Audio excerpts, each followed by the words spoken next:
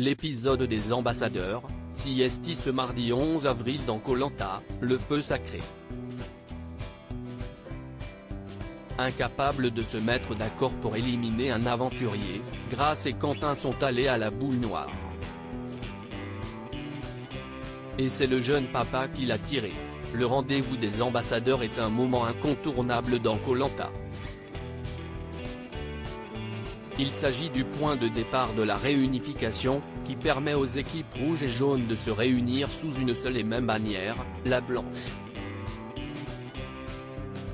Mais avant que les aventuriers ne se retrouvent sur leur île et jouent enfin en solo, deux candidats ont une mission de la plus haute importance. Ils sont désignés ambassadeurs par leur équipe respective et ont pour mission de convaincre leur adversaire d'éliminer un aventurier. S'ils ne parviennent pas à se mettre d'accord, Denis Brognard est alors obligé de procéder à un tirage au sort. Les deux aventuriers saisissent au hasard une boule et celui qui tire la noire voit son aventure se terminer. Autant dire qu'il faut avoir du cran mais aussi du bagou pour vouloir aller aux ambassadeurs. Ce n'est pas Claude Dartois qui dira le contraire, lui qui avait réussi un coup de maître dans Koh Lanta, l'île des héros, en 2020.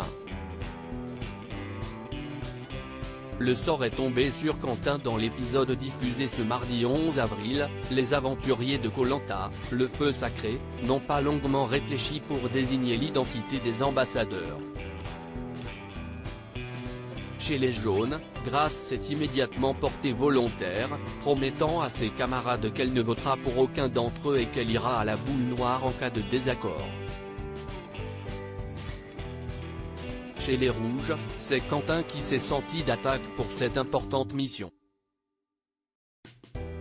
Remonté comme une horloge, l'aventurier a promis à ses camarades qu'il n'a rien à perdre et qu'il ira également à la boule noire car il ne compte éliminer aucun des rouges.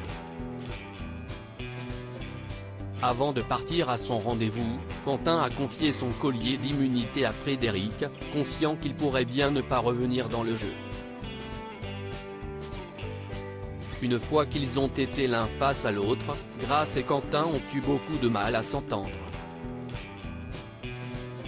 Pour l'aventurière, il fallait éliminer Esteban ou Anne-Sophie des rouges.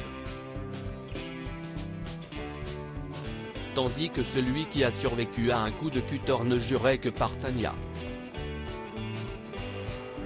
Face à cette impasse, les deux ambassadeurs n'ont pas eu d'autre choix que d'aller à la boule noire.